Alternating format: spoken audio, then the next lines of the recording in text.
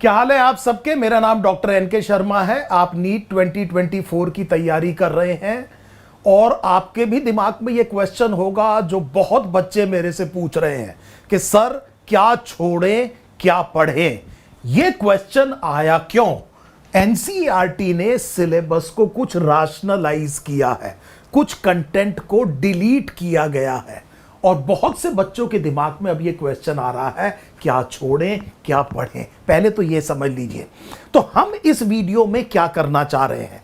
हम इस वीडियो में बेसिकली इन 3 चीजों पर बात करेंगे कि ये क्वेश्चन क्यों इतना इंपॉर्टेंट क्यों बन गया है, क्यों बहुत से लोगों के दिमाग में, बहुत से बच्चों के दिमाग में इसको लेकर के काफी शंकाएं हैं, काफी उनको डर है, एक तरह का फियर भी है। तो हम पहले तो ये देखेंगे कि ऐसा क्यों हो रहा है, फिर ये देखेंगे राशनलाइजेशन का एक्चुअली मतलब क्या है, क्यों किया गया है और इसको समझने की वजह से क्या हमें हमारे क्वेश्चन का आंसर ढूंढने में मदद मिलती है। हमारा क्वेश्चन क्या है, क्या छोड़ें और क्या पढ़ें और बेस्ट स्ट्रेटजी क्या होनी चाहिए नीट 2024 के लिए। देखिए, एक चीज मैं शुरू में बता देता हूं जो सबसे सेफ आंसर हो सकता है किसी भी क्वेश्चन का। अगर मैं आपसे कहूं कि सेफेस्ट आंसर क्या है, जो हमारा क्वेश्चन है क्या छोड़े और क्या पढ़ें, तो मैं कह रहा हूं क्या छोड़े कुछ नहीं, क्या छोड़े कुछ नहीं, क्या पढ़े सब कुछ पढ़ लीजिए। तो प्लीज ट्राई टू अंडरस्टैंड, ये तो बहुत सेफ आंसर है, पर क्या ये स्मार्टेस्ट आंसर है? क्या ये स्मार्टेस्ट आंसर है? बिल्कुल नहीं। आपके पास टाइम लिमिटेड है, आपको फिजिक्स भी पढ़ना है, आपको केमिस्ट्री भी पढ़नी है, आपको बॉटनी भी पढ़नी है, आपको जूलॉजी भी पढ़नी है, आप 12th में हैं, आपको और सब्जेक्ट्स भी पढ़ने हैं, आपने बोर्ड्स की तैयारी भी करनी है, आप स्कूल भी जा रहे हैं, कोचिंग क्लासेस में भी जा रहे हैं, ऑनलाइन भी आप बात कर रहे हैं। एक लिमिटेड टाइम है, उस टाइम को मैनेज करके आप ये चाहते हैं कि आप एक स्मार्ट स्टडी करें और अपना majority of the time impactful study में लगाएं। इंपैक्टफुल का मतलब यह होता है कि आप उस जगह पर अपना मैक्सिमम एफर्ट लगाएं जहां से आपको सबसे ज्यादा डिविडेंड्स और सबसे ज्यादा रिजल्ट मिलने की संभावना है। इसे हम स्मार्ट स्ट्रेटेजी कहते हैं और यह काम हम करना चाहते हैं। सो उम्मीद है आप समझ गए कि मैं वो काम करना चाहता हूं जो मेरे रिजल्ट को पक्का करे, क्योंकि बात कितनी भी कड़वी हो पर सच ये है कि in this world results are rewarded, efforts are not. So हम इस आंसर को इस तरह से समझने की कोशिश कर रहे हैं। अब देखिए, जैसा मैंने आपसे कहा कि सबसे पहले कि ये क्वेश्चन आया क्यों। ये जो राशनलाइजेशन है या डिलीशन है, ये 2022 2023 इस सेशन के लिए भी किया गया था। सो लेकिन ये समझने की कोशिश कीजिए कि जो डिलीटेड कंटेंट था उसमें से क्वेश्चंस पूछे गए। So this is the point where there is problem. So पिछली बार भी इस काम को किया गया था और जो डिलीटेड पोर्शन था उससे क्वेश्चंस नीट एंट्रेंस एग्जाम में पूछे गए। हालांकि एक बार यह कहा गया कि कुछ इंटरनल चॉइसेस दी जाएंगी। सो एक और चीज कहा गया कि कुछ इंटरनल चॉइसेस दी जाएंगी और ऐसा लग रहा था कि इस इंटरनल चॉइसेस में ये डिलीटेड कंटेंट को रखा जाएगा ताकि अगर किसी ने इसको नहीं पढ़ा है तो वो छोड़ सके, पर ऐसा नहीं हुआ। इस डिलीटेड क्वेश्चन से सेक्शन ए में भी क्वेश्चन आए। सेक्शन ए वो सेक्शन है नीट एंट्रेंस का जहां पर आपको मैंडेटरी है हर एक क्वेश्चन को करना, जहां पर इंटरनल चॉइसेस नहीं है। सो ये वो जगह है, ये वो वजह है जिसकी वजह से ये प्रॉब्लम क्रिएट हुई। अब आप ये समझ गए कि ये क्वेश्चन आया क्यों। अब की बार दोबारा एनसीईआरटी ये कह रही है कि हमने कुछ चीजें डिलीट कर दी हैं और इमीडिएटली लोगों के दिमाग में ये आ गया कि क्या आपने ये बोर्ड से डिलीट किया है और आप इसे नीट में पूछेंगे या ये नीट में भी नहीं पूछेंगे। ये बहुत इंपॉर्टेंट कंसेप्ट हमारे दिमाग में है। आप हर एक बच्चे के दिमाग में ये क्वेश्चन है, इसी को हम ढूंढने की कोशिश करेंगे। देखिए फर्क क्या है, सो पिछली बार से इस बार फर्क क्या है? जब यह काम पिछली बार किया गया था, the content was still present in the NCERT text book. अब की बार हुआ यह है कि इस राशनलाइजेशन की वजह से यह एनसीईआरटी टेक्स्ट बुक को ही राशनलाइज कर दिया है, और राशनलाइजेशन के बाद में जो एनसीईआरटी की टेक्स्ट बुक है उसमें यह कंटेंट नहीं है। सो ये कंटेंट नहीं है। आपको जो नई एनसीईआरटी मिल रही है उसमें ये डिलीटेड पोर्शन डिलीट करके उसको प्रिंट करके बच्चों तक पहुंचाया गया है। तो पूरे देश में अब जो बच्चों के पास एनसीईआरटी की किताब आ रही है उसमें ये कंटेंट नहीं है। पहली बारी ये कंटेंट था, और इस तरह की बात नहीं कही गई थी कि ये आपसे पूछा नहीं जाएगा। कहीं तो अभी भी नहीं गई है, लेकिन उम्मीद इस बार यह है कि अगर इस तरह का चेंज आ रहा है तो लॉजिकली ऐसा लगता है कि यह चीज नहीं पूछनी चाहिए।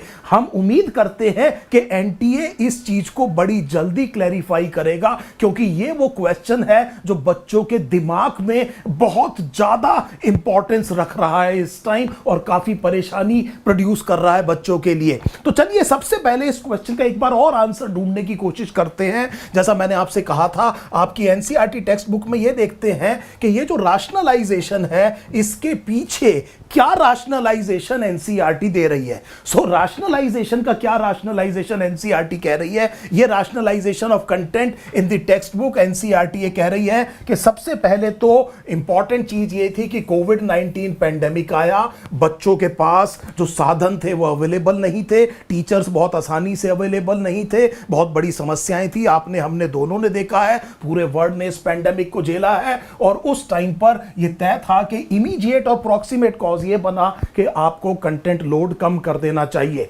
लेकिन ज्यादा इंपॉर्टेंट चीज ये है कि national education policy, this is what the text book is saying, उसका अपना एम्फेसिस है कि कंटेंट लोड को कम कीजिए और एक्सपेरिमेंटल लर्निंग और क्रिएटिव माइंडसेट को आप प्रमोट कीजिए। इसका मतलब यह है कि कंटेंट जो भी रोट लर्निंग है, जो भी एब्राकैडेब्रा है, अननेसेसरी जो फैक्चुअल इंफॉर्मेशंस है, obviously it's a policy decision कि इस तरह की चीजों को पढ़ने का कोई फायदा नहीं है। बार बार जो चीजें रिपीट हो रही हैं उनको बार बार बच्चे के दिमाग में डालने का कोई फायदा नहीं है। Just for the sake of increasing the content जो है, बिना बात का कोई अननेसेसरी कंटेंट बच्चे के सामने रखने की जरूरत नहीं है। इससे ज्यादा इंपॉर्टेंट यह है कि कंटेंट को कम करके एक्सपेरिमेंटल माइंडसेट, इस तरह की चीजों को प्रमोट किया जाए। पीयर लर्निंग के ऊपर बहुत इंपॉर्टेंट एम्फेसिस डाला गया है न्यू एजुकेशन पॉलिसी में। तो यह बेसिकली एक पॉलिसी डिसीजन है। सो अगर कंटेंट को कम किया जा रहा है तो यह एक पॉलिसी डिसीजन है। अब कोविड पेंडेमिक की वो वाली अर्जेंसी नहीं है, और इसलिए मैं आपसे कह रहा हूं कि लॉजिकली ऐसा लगता है कि अब की बार ये डिलीटेड क्वेश्चन पूछा नहीं जाना चाहिए, ये वाला कंटेंट पूछा नहीं जाना चाहिए। इसके अलावा देखिए एक और देखिए कौन कौन से कंटेंट को राशनलाइज्ड किया गया है। मान लीजिए ये जो पहला पॉइंट है इसका आपको एग्जांपल देता हूं। मान लीजिए आपने बायोमोलिक्यूल्स बायोलॉजी में भी पढ़ा है और केमिस्ट्री में भी पढ़ा है। Just to give you an example, आपने मान लीजिए ये चैप्टर आपने 11th में आपने देखा, आपने बायोमोलिक्यूल्स पढ़ा होगा बायोलॉजी में, इसी तरह आपने केमिस्ट्री में भी बायोमोलिक्यूल्स पढ़ा है। आपने ग्लूकोज के रिएक्शंस पढ़े हैं, रिड्यूसिंग नॉन रिड्यूसिंग शुगर किसे कहते हैं ये भी चीज आपने पढ़ी है। पायरेनॉस और फ्यूरानॉस फॉर्म्स क्या है, डी एंड एल कॉन्फ़िगरेशन किसे कहते हैं, ये सारी चीजें पढ़ी हैं। तो क्या यहां पर हम दो अलग अलग सब्जेक्ट में सेम चीज पढ़ा रहे हो तो किसी एक सब्जेक्ट में उसको राशनलाइज कर सकते हैं कि नहीं कर सकते हैं? This makes sense. लेकिन इससे मुझे यह पता चला कि मुझे इस वाले कंटेंट को दोनों सब्जेक्ट में पढ़ लेना चाहिए। सो क्या पढ़े और क्या छोड़े उसका एक छोटा छोटा आंसर मैं ढूंढता जा रहा हूं इस पर्टिकुलर राशनलाइजेशन से। अगर कोई ऐसी चीज है जो दूसरे सब्जेक्ट में है और इस सब्जेक्ट में भी और एक जगह राशनलाइज किया गया है तो आपको दोनों जगह पढ़ लेना चाहिए, क्योंकि यह चीज एग्जाम में पूछी जाएगी और हमेशा एक डिफरेंट पर्सपेक्टिव को पढ़ लेने का फायदा होता है। तो आप बायो की टेक्स्ट से भी पढ़ लीजिए और केमिस्ट्री की टेक्स्ट से भी पढ़ लीजिए। उम्मीद है आपको यह बात समझ में आ रही होगी। इसी तरह से कोई कंटेंट जो कि लोअर और हायर क्लास में सेम सब्जेक्ट में थे, तो जैसे फॉर एग्जांपल लाइफ प्रोसेसेस, कोई ऐसी चीज तो नहीं थी क्लास 10th में लाइफ प्रोसेसेस में जिसको अननेसेसरी रिपीट करने का फायदा नहीं था क्लास 11th में। इस तरह की चीजों को भी उन्होंने राशनलाइज कर दिया। Again they are giving you a hint कि इस तरह की चीज को वो पूछ सकते हैं एग्जाम में। इस तरह की चीज को भी आपने छोड़ना नहीं है। उसकी वजह यह है कि ये जो लर्निंग आउटकम है ऑलरेडी डेवलप हो चुका है और आपको आता है और आपको थोड़ा बहुत यहां पर इवेल्युएट किया जा सकता है। इसके अलावा ये वो इंपॉर्टेंट कंसेप्ट है जो आपके लिए बहुत जरूरी है। देखिए, देश बहुत बड़ा है और यहां पर हर एक जगह पर हर एक बच्चे के पास same resources, same level of resources available नहीं है, same level of facilities available नहीं है, same level of teaching quality available नहीं है। बहुत जगह एजुकेशन काफी कॉस्टली भी हो सकती है, उसकी अफोर्डेबिलिटी का भी इशू हो सकता है, एक्सेस टू क्वालिटी टीचिंग एक प्रॉब्लम हो सकती है। कुछ बच्चे इस तरह के एरिया में रहते हैं जहां पर से for example because of some natural से फॉर एग्जांपल सर्कमस्टांसेस, काफी बारिश होती है, इस तरह की चीज होती है, बाढ़ आ जाती है, वो हो सकता है कि कुछ पर्टिकुलर टाइम पर ईयर पर वो एजुकेशनल इंस्टीट्यूट तक नहीं पहुंच पा रहे हैं। सो यहां पर किस तरह से इक्वालिटी और इक्विटी मेंटेन की जाए इन बच्चों के बीच में।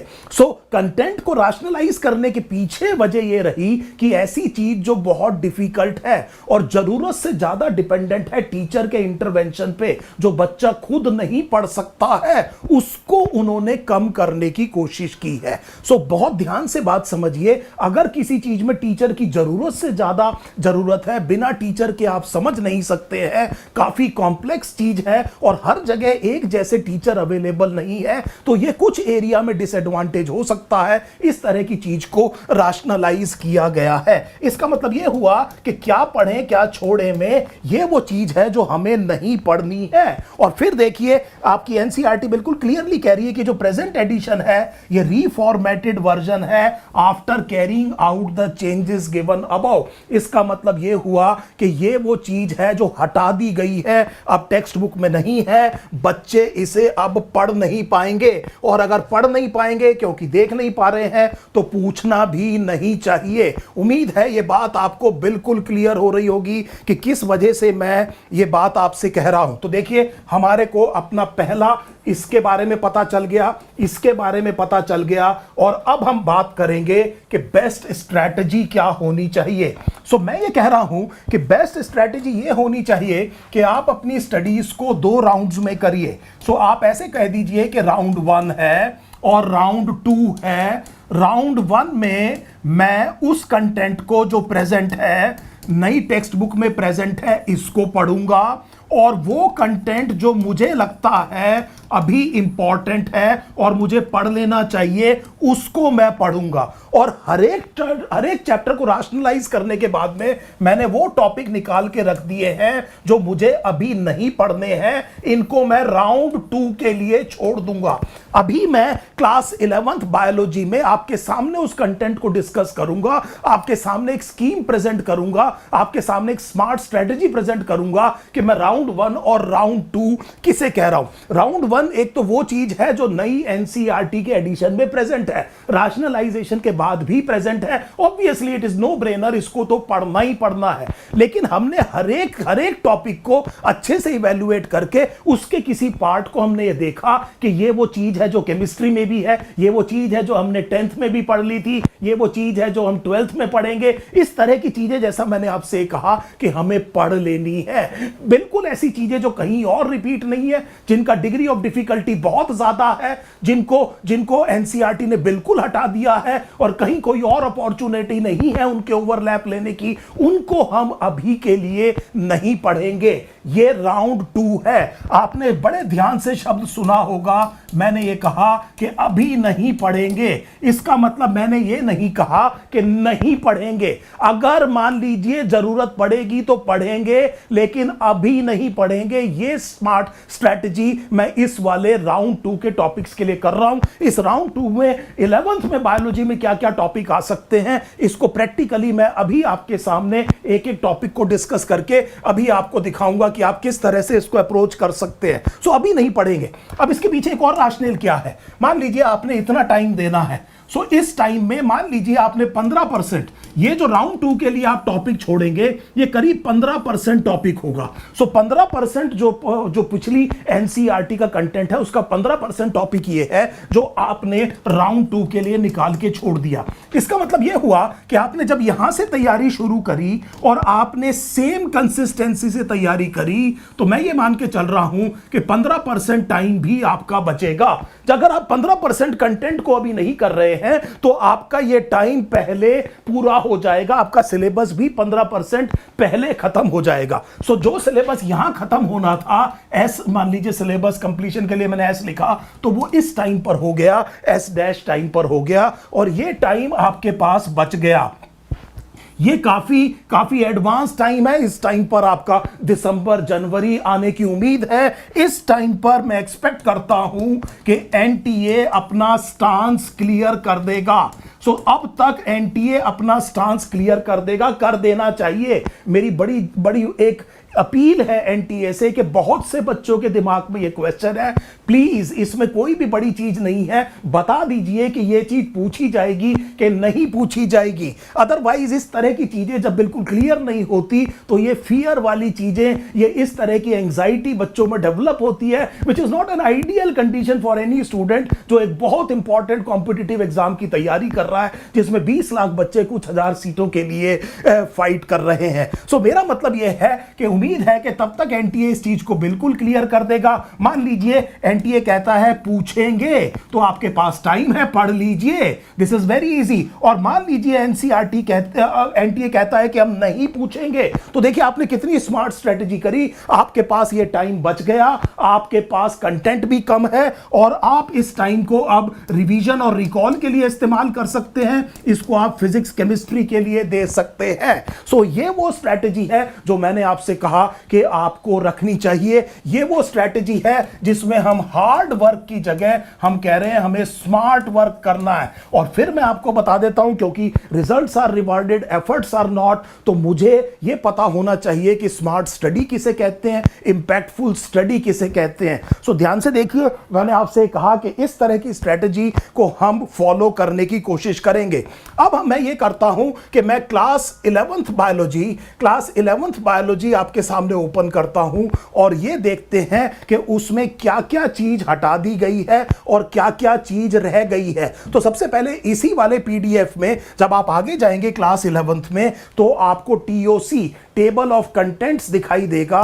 उसमें सबसे पहली चीज तो ये देखिए कि टोटल नंबर ऑफ चैप्टर्स अब की बार 19 है, और जो पुरानी एनसीईआरटी है उसमें टोटल नंबर ऑफ जो चैप्टर थे देवर 22। सो पॉइंट नंबर 1 हमारी स्ट्रेटजी में ये कितने हैं 22 की जगह 19 है। इसका मतलब 3 चैप्टर ऐसे हैं जो टोटली हटा दिए गए हैं। इनको आपने राउंड 1 में बिल्कुल नहीं पढ़ना है। पहले तो ये देख लीजिए क्या नहीं पढ़ना है राउंड 1 में। आपके पास 3 चैप्टर हैं। 3 चैप्टर कौन कौन से हैं? 3 चैप्टर कौन कौन से हैं? 2 चैप्टर प्लांट फिजियोलॉजी से और 1 चैप्टर ह्यूमन फिजियोलॉजी से। ये वो चैप्टर है। यहां पर एक जो चैप्टर था वो transport in plants. So transport in plants इस चैप्टर को हटा दिया गया है। मिनरल न्यूट्रिशन इसको हटा दिया गया है। इनको आप सेफली राउंड 1 के लिए छोड़ सकते हैं। इनकी कहीं और ओवरलैपिंग या इस तरह की चीजें नहीं है। इनको आप बड़ी आसानी से छोड़ सकते हैं। जो भी रेलेवेंट पोर्शन है, अगर फोटोसिंथेसिस में ट्रांसपीरेशन और फोटोसिंथेसिस के कॉम्प्रोमाइज की बात हो रही है, तो उसके लिए भी आपको ट्रांसपोर्ट इन प्लांट पढ़ने की जरूरत नहीं है। वो चीज वहीं पर आपको पता चल जाएगी। एब्सिसिक एसिड के बारे में आपको पीजीआर में पता चल जाएगा, यहां पर करने की जरूरत नहीं है। है। इसका मतलब यह हुआ कि ये वाले जो कंप्लीट चैप्टर्स हैं इनको आप अभी अवॉइड कीजिए। मिनरल न्यूट्रिशन में बहुत से बच्चों को एक बड़ा इंपॉर्टेंट कंसेप्ट वो मेरे से बार बार पूछ रहे हैं कि सर नाइट्रोजन साइकिल ये बहुत इंपॉर्टेंट टॉपिक है। एग्री करता हूं, नाइट्रोजन साइकिल बहुत इंपॉर्टेंट टॉपिक है, लेकिन न्यूट्रिएंट साइकिल इकोसिस्टम इकोलॉजी से भी हटा दिया गया है। माइक्रोब्स इन ह्यूमन वेलफेयर में केवल उन डायएज़ोट्रॉफ्स का नाम बताया गया है जो कि बायोलॉजिकल नाइट्रोजन फिक्सेशन कर सकते हैं। इसीलिए अभी आपने राउंड 1 में इसको नहीं पढ़ना। यह बहुत इंपॉर्टेंट टॉपिक है, मैं एग्री कर रहा हूं, लेकिन फिर भी अभी राउंड 1 के लिए हम इसे डेफर कर सकते हैं। फिर मैं आपसे कह रहा हूं कि बाद में जरूरत पड़ेगी तो इसको पढ़ लेंगे। उम्मीद है यह बात समझ में आ गई। इसी तरह से यहां पर डाइजेशन एंड एब्जॉर्प्शन, बहुत से बच्चों को बहुत ज्यादा निराशा हुई कि उनका जो सबसे प्रिय टॉपिक है ह्यूमन फिजियोलॉजी का वो हटा दिया गया।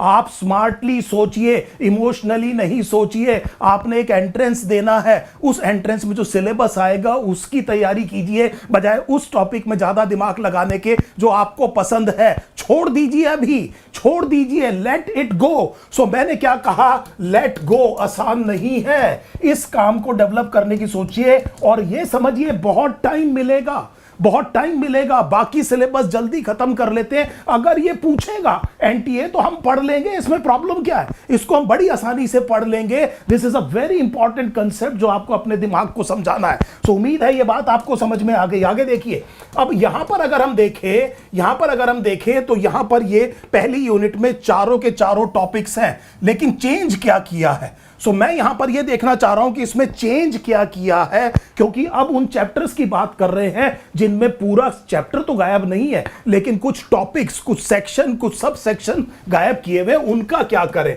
सो ये वो जगह है जहां पर आपकी एनसीईआरटी में लिस्ट दिया हुआ है कि डिलीटेड टॉपिक्स कौन कौन से हैं। सो अगर आप देखें चैप्टर नंबर 1 जो लिविंग वर्ड है, इसमें व्हाट इज लिविंग, ये वो टॉपिक है जो मैं आपसे ये कहूंगा कि अभी राउंड 1 में पढ़ लीजिए। उसकी वजह मैं क्यों कह रहा हूं कि ग्रोथ हो गया, रिप्रोडक्शन हो गया, सेल ऑर्गेनाइजेशन हो गया, मेटाबॉलिज्म, कॉन्शियसनेस, ये आप कई जगह ओवरलैप में देखेंगे। इसीलिए यहां पर भी एक बार कंसेप्ट देख लीजिए। जैसे फॉर एग्जांपल मान लीजिए कि ये जो रिप्रोडक्शन है और ग्रोथ है, ये डिफाइनिंग प्रॉपर्टी नहीं है, कैरेक्टरिस्टिक हो सकती है। इसी तरह से मेटाबॉलिज्म और लिविंग स्टेट सिनोनिमस है, ये बायोमोलिक्यूल से आपको पता चलेगा। सो कुछ चीजों को यहां पर पढ़ लीजिए। इमर्जेंट प्रॉपर्टीज के बारे में थोड़ा सा आपको आइडिया होना चाहिए। All living organisms past, present and future share the same genetic material but to varying degree, ये चीज आपको पता होनी चाहिए, क्योंकि इवोल्यूशन में एविडेंसेस में आप इसको पढ़ेंगे। तो ये वो टॉपिक है जिसे मैंने आपसे कहा कि आप राउंड 1 के लिए कीजिए, और इसको मैं लाल कलर से ले लेता हूं। ये 1.4 वो टॉपिक है जिसे अभी आपने राउंड 1 में नहीं पढ़ना है। Botanical garden, zoological parks, x C2 इन C2 कंजर्वेशन, वो तब की तब देखेंगे, वहां पे लिखा हुआ है, उससे ज्यादा की जरूरत नहीं है। इस टॉपिक को अभी आप छोड़ दीजिए। मुझे उम्मीद है आप मेरे साथ साथ इस चीज को, मेरे विचार को साथ में कहीं पे एनोटेट कर रहे हैं। आगे चलिए, यहां पर चैप्टर नंबर 3 प्लांट किंगडम में मैं आपसे कहूंगा कि इस एंजियोस्पर्म के बारे में पढ़ लीजिए। एक बहुत छोटा सा पैराग्राफ है जिसमें पार्शियली हेटेरोट्रॉफिक इंसेक्टिवोरस प्लांट्स के बारे में बताया गया है। क्योंकि एंजियोस्पर्म आपको बहुत जगह पढ़ना है, तो एक छोटा सा पैराग्राफ यहां पर इंक्लूड कर लीजिए, 5-7 लाइन से ज्यादा नहीं है। इसको मुझे राउंड 1 के लिए रखना है। सो इसको मैं ब्लू कलर से कहूंगा, मेरे को ये राउंड 1 के लिए रखना है और ये भी राउंड 1 के लिए रखना है। इसलिए रखना है क्योंकि मुझे पता होना चाहिए गैमेटोफाइट किसे कहते हैं, मुझे पता होना चाहिए स्पोरोफाइट किसे कहते हैं। केवल ये साइकिल हटा करके बार बार एनसीईआरटी गैमेटोफाइट, स्पोरोफाइट के बारे में बात कर रही है। स्पोरोफिल के बारे में मुझे पता होना चाहिए, स्पोरेंजियम किसे कहते हैं, स्पोर मदर सेल किसे कहते हैं, किसकी प्लॉइडी कौन सी होती है, कौन माइटोसिस से गैमेट प्रोड्यूस करता है, कौन कौन किस तरह से गैमेट्स प्रोड्यूस करता है, स्पोर क्या किस तरह से बनते हैं, ये चीज बार बार sexual reproduction in flowering plant भी आपको समझ में आएगा अगर आप इस चीज को पढ़ लेंगे। सो ये थोड़ा सा टिपिकल कंसेप्ट है, बिल्कुल टिपिकल कंसेप्ट है, लेकिन प्लीज ट्राई टू रिमेंबर कि मैं ये चाहूंगा कि इसको भी आप राउंड 1 में पढ़िए। तो ये बात आपको क्लियर हो गई। आगे चलते हैं। देखिए नेक्स्ट जो चैप्टर नंबर 5 में हमने ये कहा कि आपने कुछ भी नहीं पढ़ना है। सो इसका मतलब ये हुआ कि ये वो सारी चीजें हैं जिनको आप हटा दीजिए। बहुत थोड़ा सा पार्ट है, modification of root, modification of stem. हो सकता है आपके दिमाग में आ रहा हो सर ये वेजिटेटिव प्रोपेग्यूल्स हो सकते हैं, लेकिन जो वेजिटेटिव प्रोपेग्यूल है वो रिप्रोडक्शन इन ऑर्गेनिज्म में भी हटा दिया गया है। सो ये पढ़ने की जरूरत नहीं है। फाबेसी लिलिएसी पढ़ने की जरूरत नहीं है, बिल्कुल हटा दीजिए। ये वो बहुत इंपॉर्टेंट चैप्टर है जिसकी अब हम बात करेंगे, एनाटॉमी। सबसे पहले काम तो ये करिए जो मैं आपसे कह रहा था, डिफिकल्ट पार्ट, ये जो 6.4 है इस चैप्टर की बात में, इसको हटा दीजिए। ये वो रैशनलाइज्ड कंटेंट है जो डिफिकल्ट है, बिना टीचर की इंटरवेंशन के हो नहीं सकता। अगर कंटेंट में नहीं है तो इसको आपने नहीं पढ़ना है। इसके अलावा जो ऊपर वाला पार्ट है इसको आप राउंड 1 में करिए, क्योंकि टिश्यू सिस्टम बचा हुआ है और टिश्यू सिस्टम में आपसे पूछेंगे पैरेन्काइमा, कोलेनकाइमा और स्क्लेरेन्काइमा, और उसमें भी क्यों आप 2 या 3 पैराग्राफ छोड़ेंगे। जब आप सारी चीज पढ़ ही रहे हैं तो 3 पैराग्राफ और पढ़ लीजिए। उम्मीद है ये बात आपको समझ में आ गई। इसके बाद जब आप आते हैं स्ट्रक्चरल ऑर्गेनाइजेशन इन एनिमल्स में, बहुत स्ट्रांगली मैं आपसे कहूंगा, क्योंकि पूरे चैप्टर हैं, ये टिश्यूज आपने पढ़ने हैं, ये टिश्यूज आप राउंड 1 में पढ़िए। और इसके अलावा जो भी चीज है, अर्थवॉर्म, ये सारी चीजें, ये आपको, कॉकरोच बिल्कुल नहीं पढ़ना। आपने जो पढ़ना है वो फ्रॉग है, फ्रॉग पढ़ना है, और टिश्यूज जरूर पढ़िए, क्योंकि वैसे भी ह्यूमन फिजियोलॉजी में ये कहीं ना कहीं कवर हो जाएंगे, तो यहां से पढ़ने में कोई दिक्कत नहीं होनी चाहिए। इसके बाद जब आप आएंगे बायोमॉलिक्यूल्स में, ये फिर डिफिकल्ट पोर्शन है। ये वो कंसेप्ट है जो बिना टीचर के इंटरवेंशन के बहुत आसानी से समझा नहीं जा सकता। इसको आप बड़ी आसानी से ओमिट कर सकते हैं। चैप्टर नंबर 11 फुल चैप्टर मैं आपको बता ही चुका हूं, 12 आपको मैं फुल चैप्टर बता चुका हूं। इसके अलावा अगर आप आगे चले तो ये भी चीज अभी आपको फर्स्ट राउंड में नहीं पढ़नी है, इसको भी आप फर्स्ट राउंड में हटा दीजिए। ये फुल चैप्टर मैं आपको बता चुका हूं। जब आप न्यूरल कंट्रोल एंड कोऑर्डिनेशन पे जाएंगे बेटे, तो ये ध्यान रखना कि ये रिफ्लेक्स आर्क आप जरूर पढ़ लीजिए। मिक्चुरेशन रिफ्लेक्स दिया हुआ है एक्सक्रीटरी सिस्टम में, रिफ्लेक्स का आपको आइडिया होना चाहिए। और ये जो सेंसरी रिसेप्टर्स है, और ये सेंसरी रिसेप्शन है, ये आई ईयर है, इसको राउंड 1 में मत पढ़िए। सो अब हमने आपके सामने एक स्कीम दी कि क्या चीज राउंड 1 में पढ़नी चाहिए, क्या चीज राउंड 2 में पढ़नी चाहिए, क्या चीज राउंड 2 के लिए छोड़ देनी चाहिए। करीब 15% कंटेंट को हम राउंड 2 के लिए रख रहे हैं, रेलेवेंट पार्ट को राउंड 1 में पढ़ रहे हैं, और हमें पता है कि अगर हमसे यह पूछा गया तो हम इसके लिए भी तैयार हैं। मुझे उम्मीद है आपको मेरी स्ट्रेटेजी पसंद आएगी। आपकी जो भी फीडबैक है मुझे दीजिए, ताकि हम मिलकर के, क्योंकि इस काम को कर रहे हैं, एक दूसरे की बेहतर तरीके से मदद कर सके। हम दोनों ने मिलकर के ये नीट 2024 में खास तौर पे बायोलॉजी में अपना 360 में से 360 स्कोर करना है। अगले वीडियो में मैं 12th के कंटेंट के बारे में बात करूंगा, तो आपके कमेंट्स का मुझे इंतजार रहेगा। ये वो चीज है जो मुझे इंप्रूव करती है और मेहनत करने के लिए प्रेरित करती है। Thank you for your time, thank you so much.